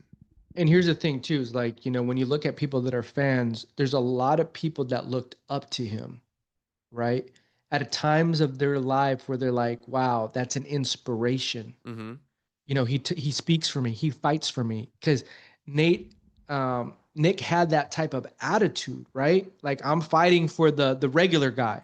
You know, we're all in this together. I think that's why people loved him so much. That's why people love him, right? Because of that. And you see this other side of him, and it's almost like you don't want to see it because you don't want to see your idols fall down like that. You feel like he still is deserved the respect of how you felt about him. And I feel like they do, right? But you still have to have this ability to identify where he's at right now. You do that as well. And you have to say, how can we help, right? Because if you become an enabler, it's not helping the matter. And like I said, all of us here in this conversation, we're literal spectators, right? I think Parry Punch has a big platform, so he's able to raise more awareness about kind of what's happening, you know, and hopefully, you know, Jacob can do that and low key, you know, give him the truth almost of like, bro, this is where we're really at. And you have to get out of it's almost, someone gave this analogy to me. When you're still not in sobriety or still stuck in that mindset, you're in the fog. It's like, I'm trying to talk to you, but there's so much fog around, bro. I can't hear you. I can't see you. I may be shaking my head, but I can't even acknowledge any of it. Mm-hmm. You know, and the people that I am taking their advice or they're in my ear, the fog is still there, but I'm like, I'm so close to them that that's my only sense of comfort Mm-hmm. because now they're with me. Mm-hmm. And that's hard to break. Mm-hmm. And so then he's how many found his years comfort. he has, and but that's been an old comfort. Mm-hmm. He went back to it. Right. He knows that. Mm-hmm. Even if it's toxic. Mm-hmm. Sometimes people look at relationships like, why are you guys still together? Right. You guys always fighting, but they're still together. And And so people love that. the reason why, kind of like what you just said, but the reason why I've been so vocal about this, and especially on somewhat, letting people know the truth about what's going on, is because I think that Nick needs the public pressure. The pressure from his family and keeping it under wraps, it hasn't worked, right? And it ended him back up in the same spot he was before he went into rehab. That's my intention behind all this information I'm putting out, is to apply that public pressure to Nick too. That's like, other people, they need to also be aware of what kind of Nick you're seeing and talking to and communicating with right now. Like bottom line, It's you not just the need to real. know. It's not the real Nick. And you need to know that like Nick fucking left his sober living facility in San Diego and went to Las Vegas and married his girlfriend. Because, people were celebrating that. People were like, congratulations to the newlyweds, Nick Diaz and Kayla Diaz. He just got married. It's like, the fuck you celebrating that for? He left sober living for that. I'll say this, and I'll kind of just this. Nick, prove me wrong. In a year from now, 6 months from now, man, I want to see videos of you being sober and, you and your girl just like, I don't know, whatever the case may be, prove us wrong, please. I'm begging you to prove us wrong. Defy the odds and maintain your sobriety, please, even though you're kicking it with the same people who got you in this mess. Please. Defy the odds. Please. We would love to see it. Make amends with your mom. Make amends with your brother. Like, get back on that tip too. Like, in my view, like I said, I'm a spectator. The girl's trouble. Mm-hmm. Okay. MTK saying it. MTK saying it. We haven't even talked about this shit. He's just been seeing it from afar. We haven't been talking about this. I haven't. No. I'm saying that because I have not influenced you whatsoever. I did want to call you this afternoon to kind of like talk about it a little bit. I was like, I have to wait. I can't just like, you lose the smoke, right? The raw You reaction. lose a little bit of the fire. Yeah, because it's like what we already talked about. Yeah, I feel you. Then it seems like it's like unauthentic when we do it again. Yeah. No, it's good that we just went straight live. Yeah, we literally, I brought this up to MTK when we went on Zoom, and then MTK is like, nah, just hit that live button, then I'll tell you what I think. So that's what we did today. And that, just to give you I don't want to really talk about this too much. We can, if you got questions. I got like 15 minutes. Okay. Yeah, we're pretty much done. So if you got a question about this situation though, I'll happily answer it. But that brings us to my beef with the YouTuber. Okay. Oh yeah. So I saw this white boy, and then I see Joaquin like put a comment underneath. I know. Shout out to Joaquin. Hey, the fact that someone like, man, people don't know. I mean, they gotta know by now. Like, Parry Punch is deep rooted into the UFC community. That's what pissed me off so bad. He's not just some network. You know what I mean? Mm-hmm. It's not like he just like woke up like late 2025 and decided to build a YouTube channel and decided to like, build a Israel. This was like years in the making. I've been doing this. Yeah. You know what I mean? And yeah, we're catching more traction now through a lot of trial and error, right? But yeah, that's what pissed me off so bad. That's why when that dude was like, I don't know who Parry Punch is, why would Nick be sending him information? I just fucking snapped on his ass. You know what I mean? Like, fuck you, bro. So does that guy have a YouTube channel? I don't even know. He does have a YouTube channel. Hey, wait. I gotta mute this real quick. I got a call coming in. 1 second. I'll ask him if he wants to hop on here. But give me a second. All right. Daniel the Freeman. The girl's trouble, in my opinion. Answer is not because I'm a fan that I'm biased. I want his.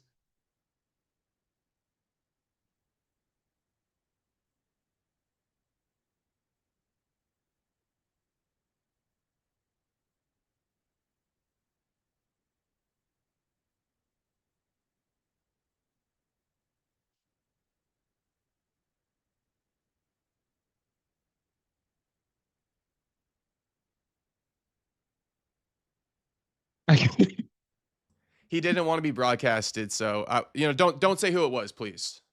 Nah, I don't know. Okay. I don't even know. So Yeah. What was I saying? I think that was MMA Guru. Yeah, it is Guru. My boy Guru hitting me up.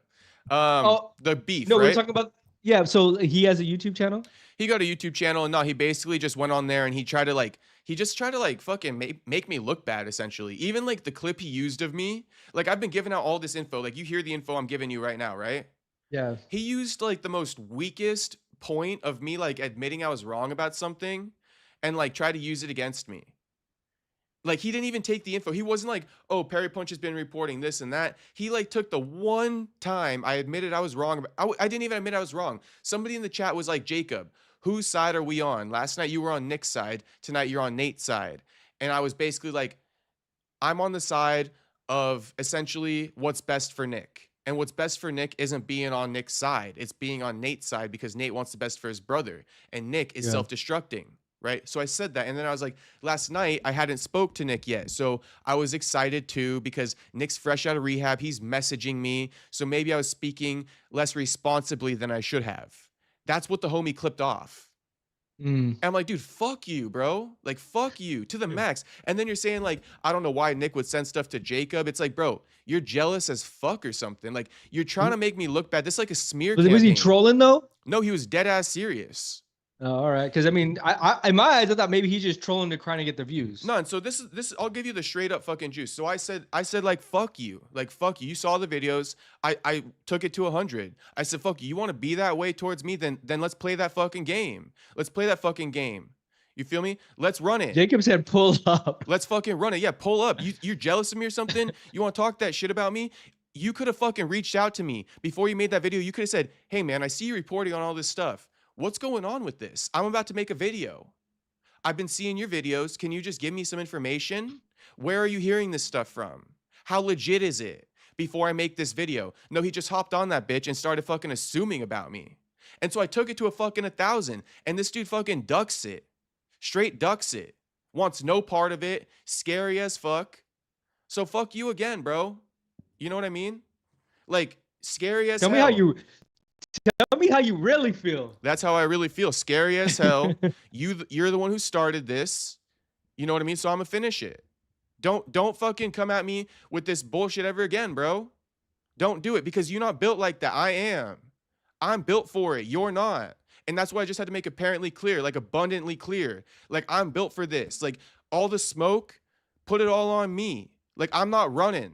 You feel me? Like straight up. That's really how I feel about it. And you're not built for it. I knew you weren't built for it, and I called your fucking bluff. That's how I feel. I called his bluff. He put some bullshit out there, and I called that shit. You seem hella nerdy. You seem hella nerdy. Facts. And I even said that before I even played the video. I was like, this guy's a soy boy. Before I even play this video, I'm gonna say he is soy boy. And I was going off, because at this point, this is how I am too.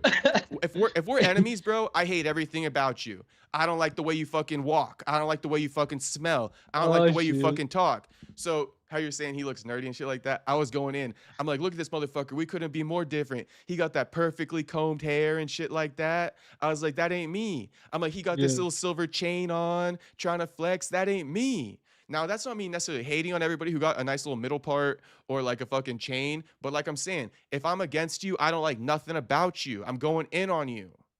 So that's where all that came from. But I was going in. Who's 4 Extra? The one out here beefing with everybody? Yeah, I'm like the 4 Extra of the MMA space. I'm the only one who built for it. I'm the only one built for it. You're the 4 Extra. Like, I'm calling you out, bro. Oh, man. Did you have any thoughts? Like, you think I should have crashed out like that? Did you think it's funny? Like, any thoughts? My initial reaction was like, Jacob got wild. I got wild up in that bitch. And then the next thing I thought was that he was trolling. That's what I really thought. Homie was trolling, or me? Yeah, I thought he was trolling to try to get views. Okay. And use you to get views. Okay. How many YouTube subscribers does he have?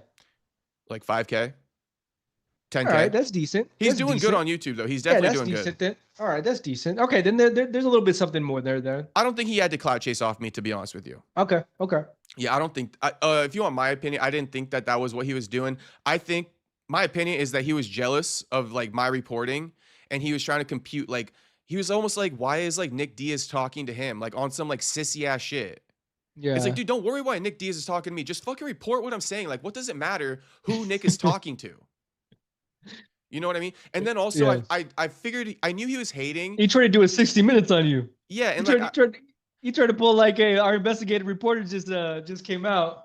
Yeah, and it's like, I don't know, bro. I just didn't like him at all. Like, even when he was like watching my video, his face while he's watching me, I can tell that like he don't like me and shit like that. So yeah, I don't like him either. You're not smoking a blunt with him. No, fuck no. Fuck no. Fuck he ain't on the rotation. Nah. I'm skipping his ass. Have you ever been on that rotation where someone's like, nah, dog. Nah, let's say he's standing right here and you're standing right here. Yeah, I'm saying, hey, MTK. Yeah. I'm skipping his ass. He ain't smoking a blunt. He ain't getting in on the roto. That's the most disrespect. Mm-hmm. So that's pretty much it. That's the beef.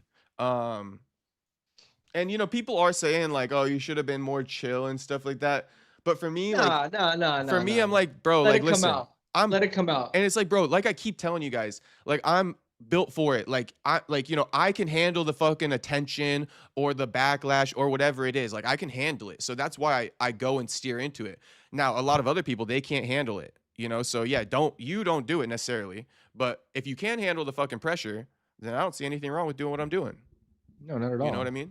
Not at all. Yeah. So anything else? Oh, last thing I was going to say is that Michael Chandler, he down bad because Dana White shut down the McGregor fight. I mean, RIP to Chandler. I don't know what the fuck to make. I don't know what the fuck to make of that. But Chandler's fucking money fight is long gone. Bro, he did the reaction of Dana.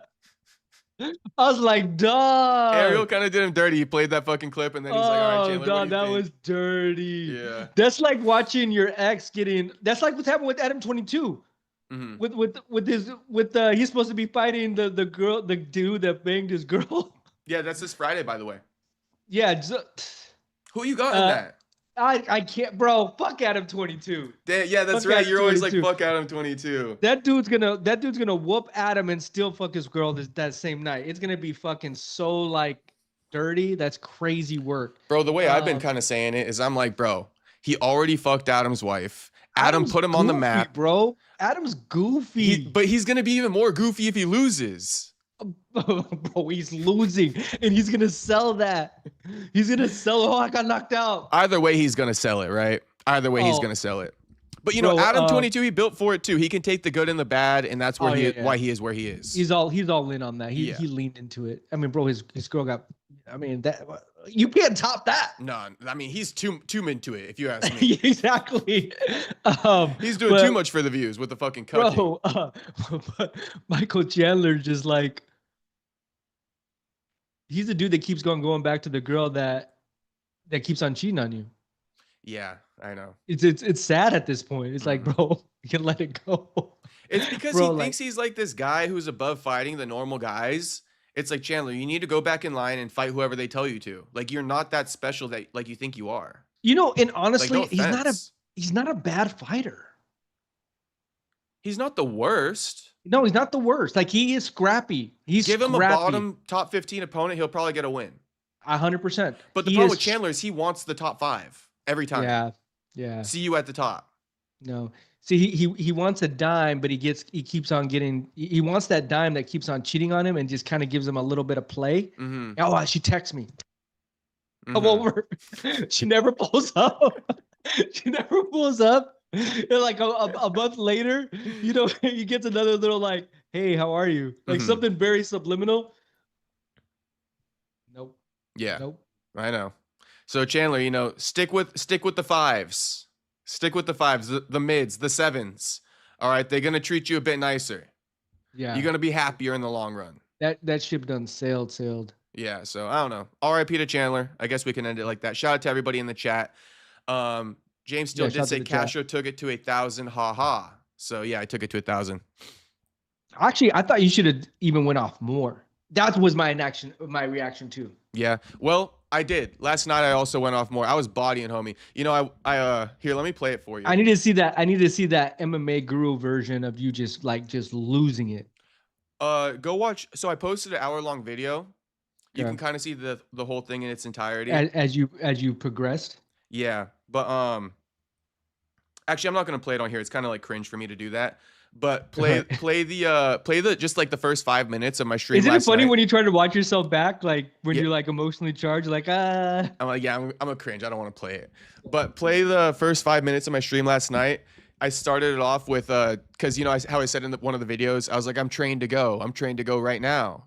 So I played the NBA YoungBoy song TTG with Kevin Gates to start off the stream, just to let everybody know what type of time I was on before I even got started in that bitch. You get striked for that?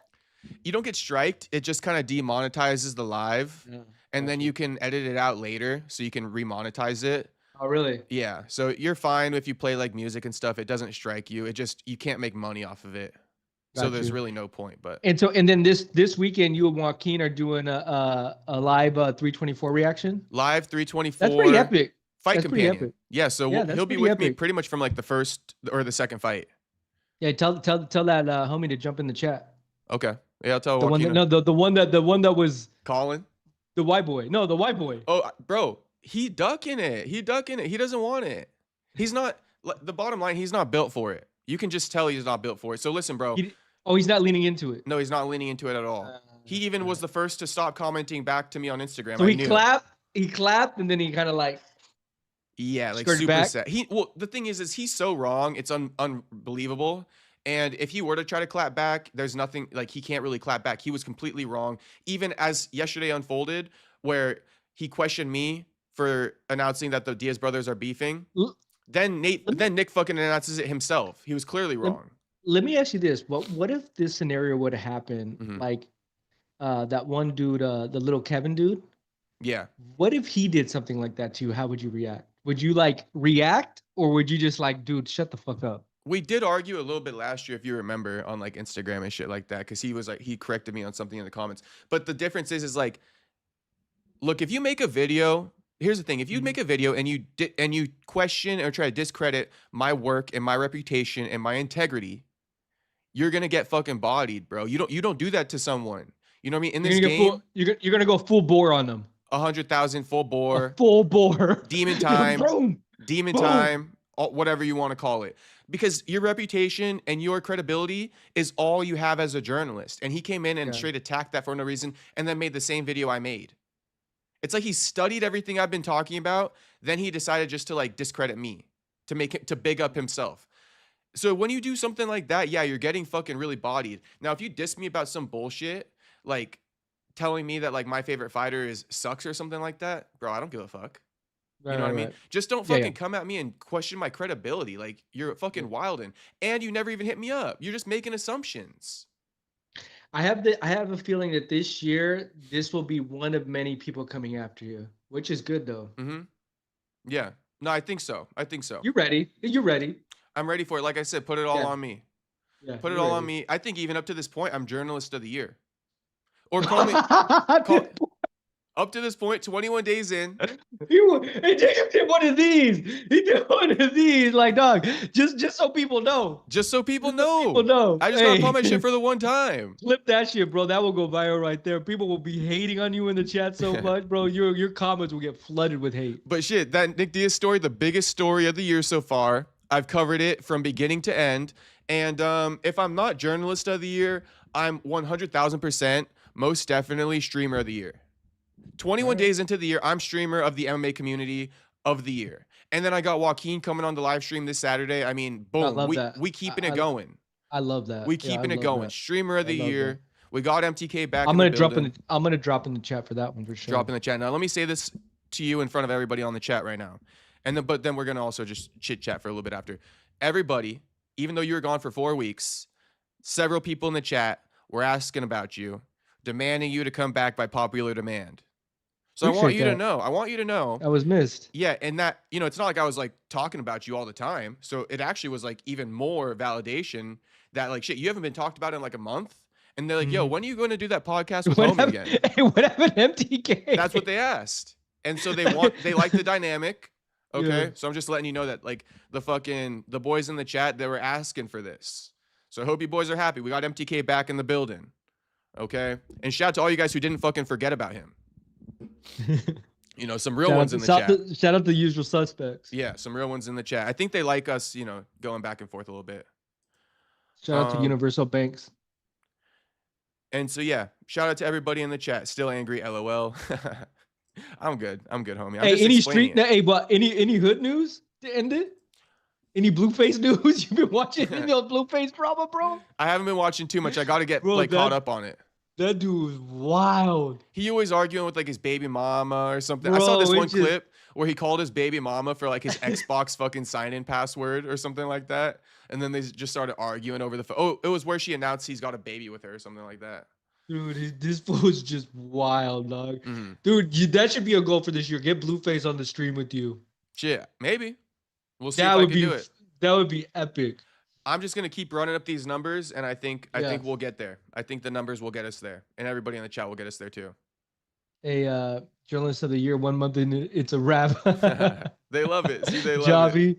Hey, James, I'm gonna start doing this. I have the chat up on my TV over here, so I can see it now. Perfect. Thanks for stopping by. I appreciate that, Chief. Plan to make come back on 2024 a lot more. What is that poster behind you? Is that a new one? Oh no, this is just my same one I've had. It's like an autograph poster when I interviewed Yancy Medeiros, the guy in the middle. By the way, a member of Team Diaz. Yancy's a member of Team Diaz. Hey, are we starting any hate with Nick? What's his name? Eric Sick. Eric Nixick? Yeah. I don't got anything to say about him right now. Start 2026. Do you think he's gonna beat Fluffy? Oh, Strickland's gonna beat Fluffy. Yeah, you got. Ooh. No, I'm asking. I'm not saying that. I was trying to repeat what you said to me. So I'm asking. I think Fluffy will probably. It's a great matchup, right? It's a great fight. It's a great fight. Matchup. But I think Fluffy with his grappling, bro, that's just where I'm beginning to be is like, listen, if you're kind of one-dimensional and you're going up against these well-rounded fighters, I'm going to lean towards the well-rounded fighter. You said MTK, when are you going to fight John Jones? Well, here's my take on it. All this talk, Sean Strickland's really good on the ground. Let's see it. Bro, it's been this discussion forever and he never does it. Right. And so, and I like it because I think the matchmakers, I think this is a great matchmaking fight. The best we've seen in a long time. It's going to take two different styles and we're going to see them compete at a very high level. And if Anthony may not be able to break that Philly shell, I love Sean Strickland's Philly shell, right? We know he's going to do that kind of like, what is that, teep kick where he like puts up his knee? Yeah, a little teep kick. Yeah, like as a defensive, right? Almost. But if Fluffy, we know, is going to try to take him down, and if Sean Strickland stuff these takedowns, that's going to be interesting. So here's what I'm almost thinking how I think it's going to play out. I think that Fluffy's going to get takedowns on Sean, and it's going to be a dogfight just like Sean was in with DDP. And I think you might see Fluffy take it for that reason, because he's going to be breaking up Sean's rhythm. He's going to be shooting in on takedowns. He's going to get some from here, from time to time.